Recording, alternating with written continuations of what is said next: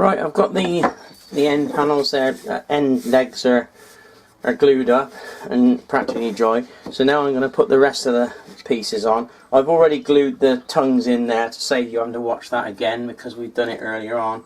So it's just a question of putting these in place. I've got glue all over my hands. I better rub that off. I should get it all over the legs and it will never come off. Do that side, make sure I get the thing the right way around. I don't want the cats upside down. Well, it might be novel, but that one pops in there. And I've got the other part to put on top. And there. Oh, there's the missing tongue I was looking for. I've been searching for that all afternoon. Never mind. I'll just get it roughly square. And now I've got to clamp that one up. I'll stand it up. I'm going to put, as before, a couple of pieces in the bottom to stop the legs bowing out and keep the whole thing square. So I'll just put the same 4 clamps on. Sorry you can't see this because it's on the top. I'll turn it over in a minute. It's not very exciting anyway, it's only the same as what I did before. Got that one. That's that. And those bits are going to fall out, obviously. Never mind. Put them back in a moment. And you can see that bit.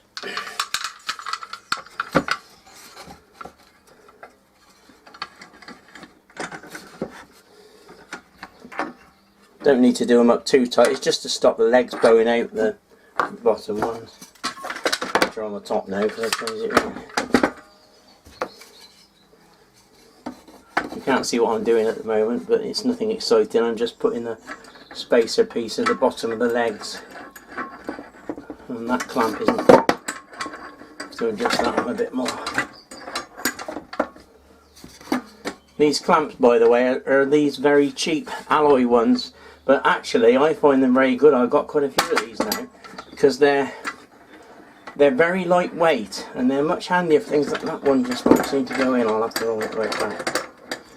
There's me saying how great they are, and they're not working properly. Pop that one in again. Oh. Just shows you what happens when you're trying to do things live. Because if this is television, they'd cut that bit and you wouldn't see it, and you think, oh, they're clever. They never do anything wrong. But I can tell you, I'm always doing things wrong, assemble it the wrong way or whatever.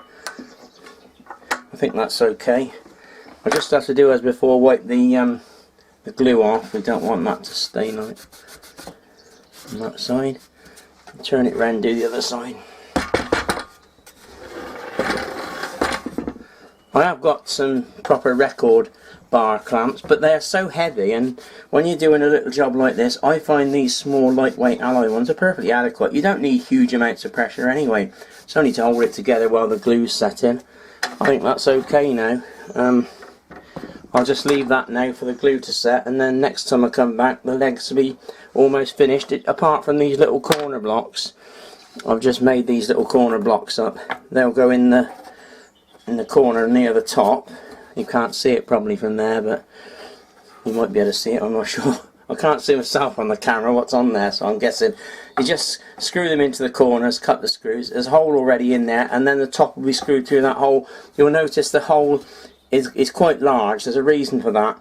When I put the screw in, I should put a washer on the back end of the screw. That allows for movement. If you made just a small hole there and fitted the table top really tightly, you could find that the thing will crack because wood always moves, and it pays to allow for that. So by having a screw in the centre with a big washer, it allows the top to move according to the environment and the weather and everything, climate I suppose, conditions, whatever.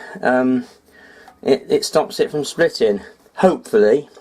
Anyway, I'll have to leave it there, and I'll let this set, and then next time I come back we'll probably be ready to put the top on it and practically be finished. Right, I've now fitted the little corner blocks in, and I've varnished the legs and everything, and it's about ready to be assembled now. All I'm going to do, I've got some inch and a half 8 screws. You've got to be careful you don't make them too long, otherwise they'll come through the top of the table. And you have a sharp point sticking through the roof. I'm using these little screw cups here, and the hole, as I mentioned before, is bigger than the screw to allow for expansion. So I'm just going to put the screws in now. When you do them up, it's important not to do them too tight. Just do them up, you know, reasonable, but not over tight, because that will allow them to move when the wood expands, as it will according to the weather. Right. That's it. That's about it now. I can turn it up the right way.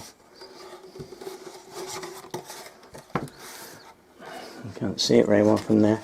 What I'll do, I'll move the camera and you can see what it looks like roughly.